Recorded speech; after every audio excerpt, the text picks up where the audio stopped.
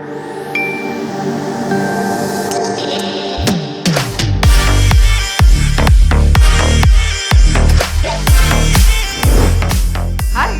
welcome to Career Talks with Sree. My name is Sreevidhya Santhosh, and today I'm going to give you all the information about military nursing service. As you know, military nursing service you can enter through two different ways. One is directly after your plus 2. You can join the BSc nursing course which has been offered by the military nursing colleges, and from there you can get into the service. Another option is you can complete your BSc nursing from any other colleges and then apply for military nursing service. But in this video, I'm going to tell you about the option of getting into military nursing service right after your plus 2. So here, let's look into the general eligibility that is required for getting into this particular course. Obviously, you should be an Indian national.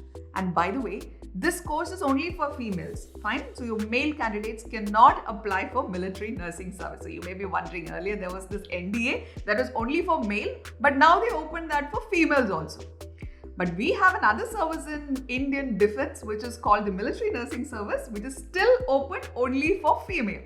Maybe later it may get opened for male, but as of now it is only for female candidates. And even in female candidates, they should be like unmarried or divorced, legally separated, widow without encumbrances. People who belong to all these categories can enter into military nursing services by joining the BSc nursing course. And there is an age eligibility, obviously.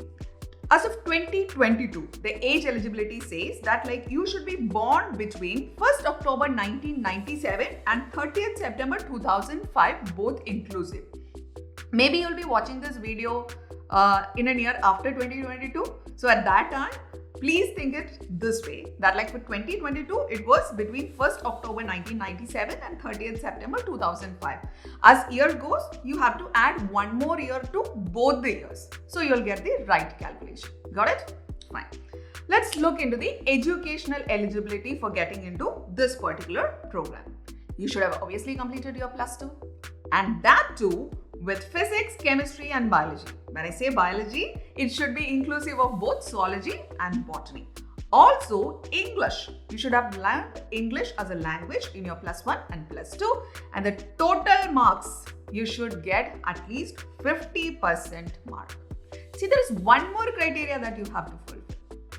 You should have cleared your plus 2 examination in the first attempt. That means if you have messed with one paper and given your say examination and has cleared the plus 2, you will not be able to apply for this particular program. Now, the final year students, for example, if you're giving your plus 2 exam this year and you've still not given the public exam, you're still eligible to give applications for the military nursing service BSc nursing program. But by the time you go for their interviews and the other processes, you should have completed your plus 2. Clear?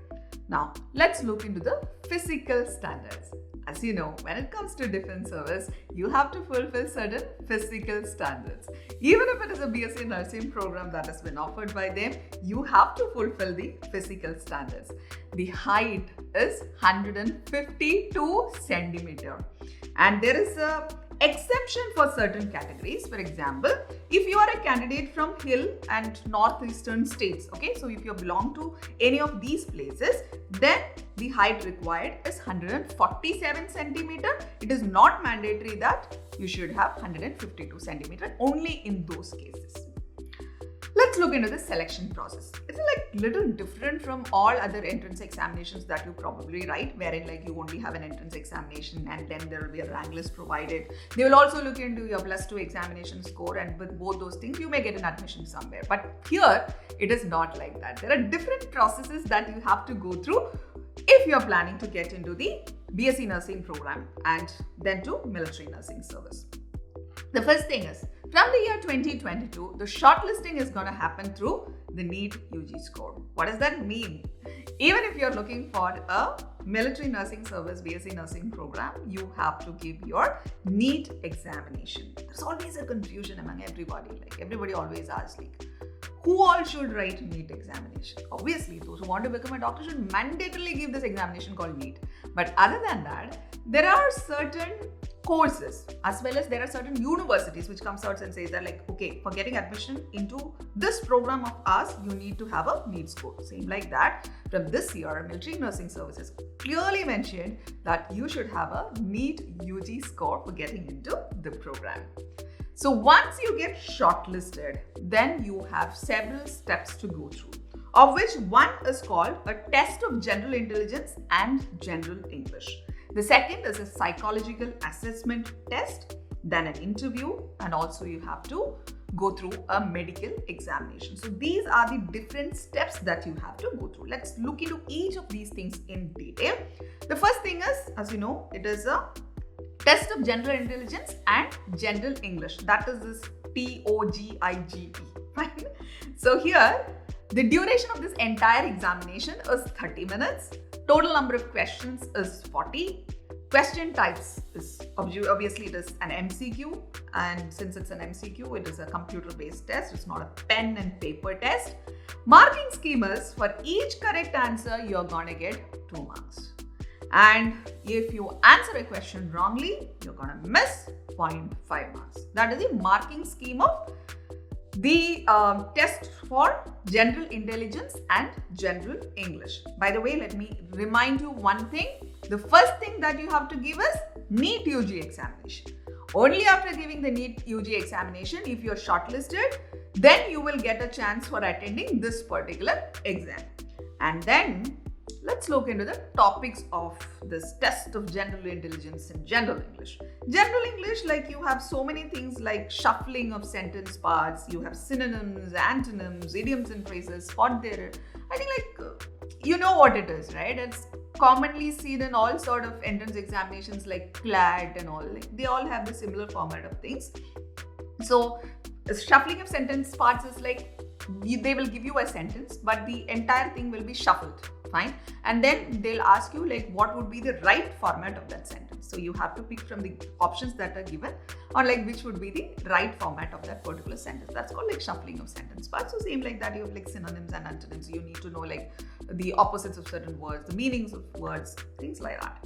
And then in the general intelligence test, you have things like questions from judgment, analytical functions, you have relationship concepts, observation, etc. Now both these things I have to also add the word etc. because please don't confine yourself to the few things that I've mentioned in the slide, okay? So, but these are the things that would be asked and many more as such. Got it? When it comes to general intelligence, the relationship concept questions would be something like, okay, A is the uncle of B and C is the nephew of A, sort of like a little crooked questions, right? But if you rightly know the relationship between people and who is a cousin, who is a nephew, who is a niece, you'll be able to answer these questions. So these type of questions comes in the general intelligence sector of TOGIGE. And then let's look into the psychological assessment test, which is called the PAT. In PAT, there will be word association test, there will be thematic appreciation, there will be situation reaction, there will be sort of self-description things. As it is a psychological assessment test, you'll be given various situations which are based on these type of things, and they'll ask you which of the following would you pick if you are in that particular situation. All to analyze and understand your psychological behavioral pattern. And then comes an interview. And in the interview, you will be asked questions from maybe personal questions will be there about your educational qualification. What are they trying to understand from this interview? Obviously, whether you have an aptitude towards military nursing or not. That is exactly they want to identify. So the questions that would be asked in this interview would be based on all those sort of things to identify whether you have got that skill set. And then comes the medical examination. And in the medical examination, I would say it's a very detailed examination. I'm not going to read everything as such, but it's going to be a little detail. I will also suggest you one more thing. Before even planning to prepare for the military nursing service examinations and things like that, I want you to go in detail through the medical examination pattern that they are going to have. Unfortunately, if there is a problem in you which will not allow you to be a part of this service, then dreaming of this program from your childhood would be a little of waste. So I would say, please look into the medical criteria in detail, and some of the things you will be able to rectify those. Okay, so if you are able to do that, you can do that. And then comes you need to know about the available seats and things like that, right? See, there is a total of 220 seats. This is as of 2022, okay? Maybe you'll be watching this video after 2022. That is why I'm telling this, that like it may change. Right now you have like 220 seats, which is spread across 6 different colleges. Okay? In the 6 different colleges put together, you have 220 seats. And the course duration, obviously, BSc Nursing is a 4-year program.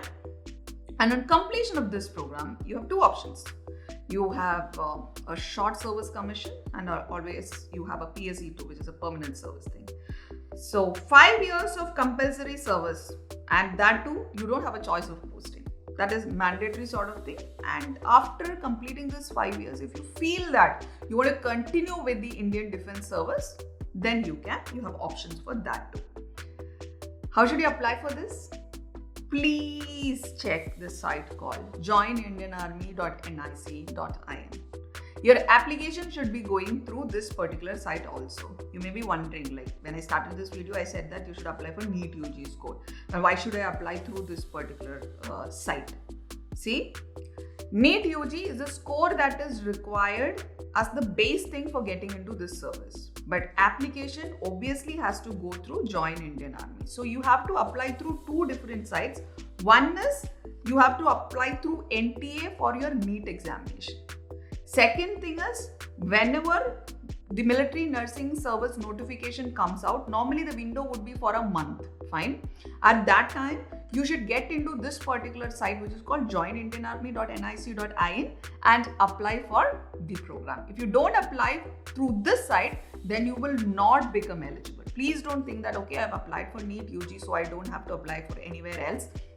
Let the NEET UG score come out, then I will go and apply for this thing. Maybe by the time the application window would have closed. So please have an eye on both NEET UG notification as well as the MNS notification that comes out through the site called joinindianarmy.nic.in.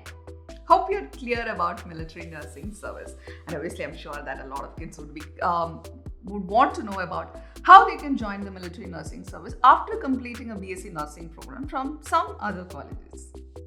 Do you have such a doubt or any other doubts regarding military nursing service?